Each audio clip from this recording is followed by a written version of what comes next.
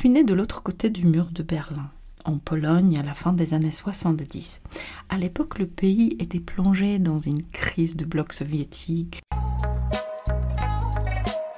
Après la chute du communiste, j'espérais que mon monde bouge, que les gens partent, qu'ils découvrent, qu'ils vivent une vie plus épanouie. Alors, je suis dans le désert djiboutien, entre Somalie et l'Éthiopie. Je vis à l'époque en Afrique. Bienvenue dans le podcast La Clé de Soi.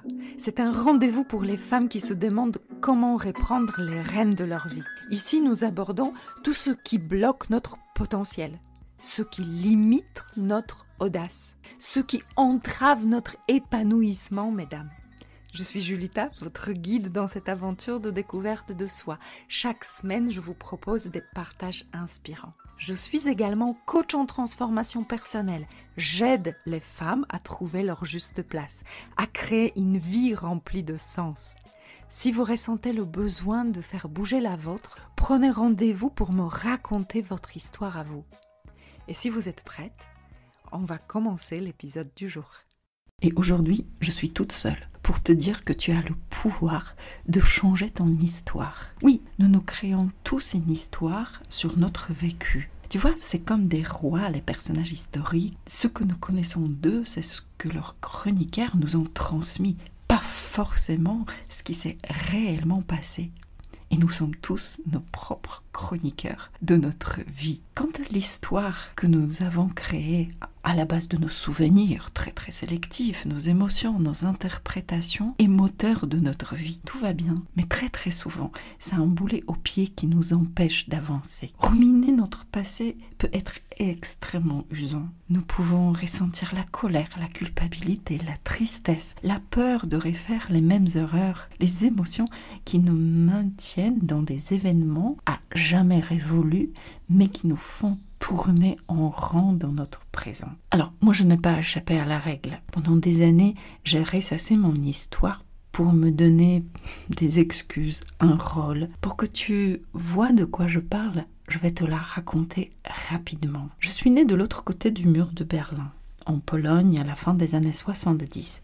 À l'époque, le pays était plongé dans une crise du bloc soviétique. Il n'y avait rien dans les magasins. Nous n'avions pas le droit de partir à l'étranger. Et il y avait une censure intellectuelle sur les médias, sur ce que nous pouvions faire, ce que nous pouvions vivre. Il y avait des restrictions, il y avait des coupures d'électricité, juste pour maintenir une espèce d'alerte dans la société. Le mur est tombé en 1989. Je ne sais pas si tu te souviens, Solidarność, Lech Walesa, peut-être pas, peut-être tu es trop jeune, mais c'était ma réalité. J'avais 12 ans à l'époque. Après la chute du communiste, j'espérais que mon monde bouge, que les gens partent, qu'ils découvrent, qu'ils vivent une vie plus épanouie. Mais ça, c'était sans compter sur les traces de 40 ans de système très contrôlant. Alors moi j'avais un rêve, je voulais devenir journaliste. Je ne l'ai pas réalisé. J'ai compris quasiment 25 ans plus tard que je me suis trompée de rêve. Je voulais pas être journaliste, je voulais avoir la liberté. J'avais la curiosité d'un journaliste. Je voulais voyager dans le monde, je voulais rencontrer des gens. Le journalisme en soi ne m'attire pas plus que ça. Mais le souvenir de cet échec est resté gravé dans ma tête. Je suis devenue prof et quand je finissais mes études, un poste au collège du coin me tendait les bras. Et là, j'ai vu la perspective d'un CDI, de vie bien rangée entre le boulot et la maison, en attendant le week-end, les vacances, la routine. J'avais 25 ans. C'était un électrochoc. Moi, je ne voulais pas. Je voulais découvrir autre chose. Alors, j'ai dit à tout le monde que je partais en France pour perfectionner le français. C'était la version officielle. En réalité, c'était un moyen de fuir la monotonie et la grisaille que j'imaginais de vivre dans une petite ville polonaise en tant que prof de lettres. Alors j'ai beaucoup de respect pour les profs. Vous avez compris, c'était juste pas pour moi. Quand je suis arrivée à Paris, j'ai adoré le pays. J'ai visité la ville en long et en travers. J'ai découvert tous les musées que je pouvais voir que dans les livres. parce qu'on n'avait pas d'internet à l'époque. Je suis tombée amoureuse de l'homme de ma vie, qui est toujours à mes côtés et qui est père de nos 2 filles. Dans mon présent, à l'époque, j'étais heureuse. Mais dans ma tête, je me suis créé une histoire dans laquelle je jouais le rôle de la pauvre fille de l'Est qui ne méritait pas le bonheur. Pas vraiment. Elle n'avait pas le droit de rêver grand. Elle se disait que n'importe quel job serait déjà une chance, que tout est tellement merveilleux autour de moi que moi, dans l'histoire, je suis tellement pas assez. J'avançais avec un frein à main, avec cette perception que finalement j'ai fait de mon mieux, mais quelque part j'ai raté mon rêve. Et tu sais, cela m'arrangeait bien. Dans cette posture de victime, je n'avais pas d'effort à fournir. Je pouvais ranger mes rêves sur l'étagère étiquetée inaccessible et me plaindre de ne pas pouvoir me réaliser, de répéter que ce n'est pas ma faute, que j'ai fait de mon mieux et que, vu d'où je suis partie, arriver jusque-là, c'est déjà très bien. Mais la vie a bien fait. 10 ans plus tard, je me suis retrouvée au milieu du désert djiboutien, quelque part entre Somalie et l'Éthiopie. Si tu veux situer ça sur la carte. Et puis dans la description de ce podcast, je te mets un lien qui te donnera quelques photos pour illustrer mes propos. Tu peux aller le voir. Alors je suis dans le désert djiboutien, entre Somalie et l'Éthiopie.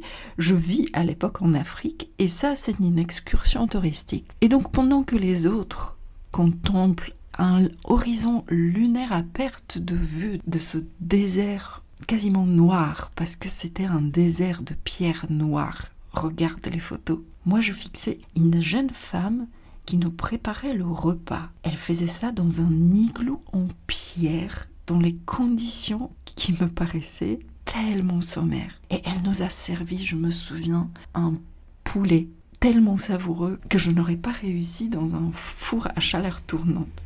Elle a fait ça sur des braises dans ce pauvre igloo. Mais moi, en la regardant, je me suis posé la question, est-ce qu'elle aussi rêve d'une autre vie? Et qu'est-ce que j'aurais fait là, dans ce désert, à sa place? Je me suis surtout dit que mes plaintes sur mon passé, soi-disant difficile, étaient ridicules.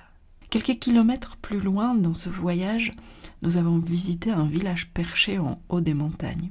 Le chef de la tribu nous a montré son potager. Dans un coin de ce jardin se dressait un abri construit de 3 bâtons et un morceau de tissu. J'ai appris que c'était la maison du jardinier éthiopien. Le jeune homme est venu vers nous et avec un sourire radieux nous a fièrement expliqué que grâce à ce travail, il envoyait de l'argent à sa famille en Éthiopie. J'ai essayé d'imaginer la vie de cette famille éthiopienne, qui est encore plus difficile que l'existence de ce jeune homme sur ce lopin de terre. J'ai vécu 2 ans à Djibouti. J'ai pris une grande leçon d'humilité. J'ai compris que dans ce monde, sans aucune perspective, personne n'attend d'être sauvé. Chacun vit la vie avec son lot de problèmes, sans se plaindre ni espérer le miracle. Ils essayent juste d'être heureux du jour en jour. Cela m'a obligé de me détacher de mon scénario où je jouais le rôle de la pauvre petite victime née de mauvais côtés de mur. Grâce à ça, j'ai trouvé la voie et la force pour créer la saison 2 de mon histoire. Dans cette saison, la héroïne est devenue déterminée et avance car le passé lui sert de leçon. Tu vois, nous avons tous le pouvoir de réécrire notre histoire. Ce ne sont pas nos expériences passées qui déterminent notre futur, mais la façon dont nous les interprétons et les utilisons pour nous propulser vers l'avant. En prenant conscience de notre capacité à changer notre récit personnel, nous ouvrons la porte à une vie plus épanouie. Nous prenons nos responsabilités, nous mettons de notre côté toutes les chances pour avoir plein de possibilités, de croissance. Laissez votre passé vous inspirer plutôt que de vous freiner et devenez la héroïne de votre propre histoire. Un grand merci pour avoir écouté cet épisode de La Clé de Soi. Je vous invite à découvrir d'autres partages et d'autres personnalités dans les différents épisodes de ce podcast. Vous les trouverez bien évidemment sur votre plateforme d'écoute préférée. N'oubliez pas de liker, commenter, partager sans modération afin de faire résonner la voix de ces personnes inspirantes. Votre soutien est ma clé pour inspirer davantage de vie. Grand merci à vous.